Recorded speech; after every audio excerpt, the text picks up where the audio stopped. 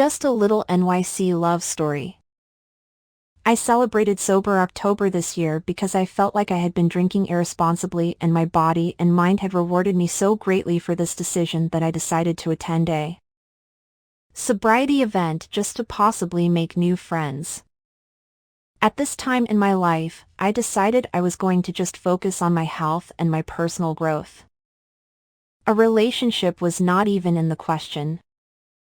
I hadn't seriously dated for about 3 years and I had given up the idea of finding someone so that I could continue to focus on my goals for myself.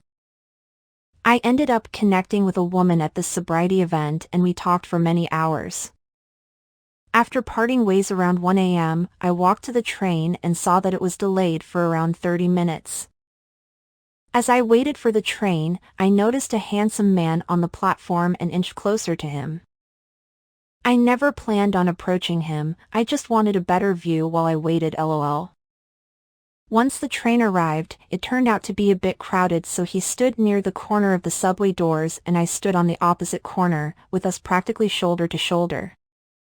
As the train started moving, I shuffled through my pockets for some time looking for my chapstick.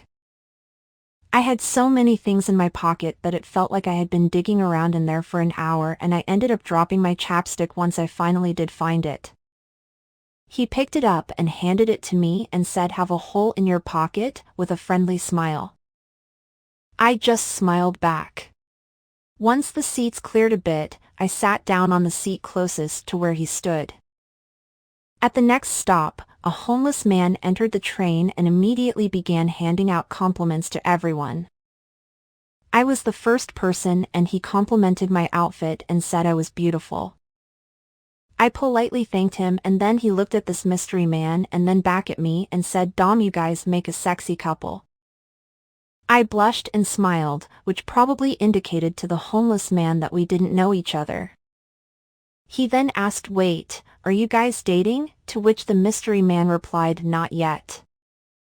We ended up speaking to each other until he arrived at his stop and planned our first date that same night via Instagram. We've now been dating for a month and I think I've fallen in love. It sounds crazy to me still because he's better than I could have ever imagined any man to be. He's been taking such good care of me that I sometimes get scared that he just magically appeared into my life like this.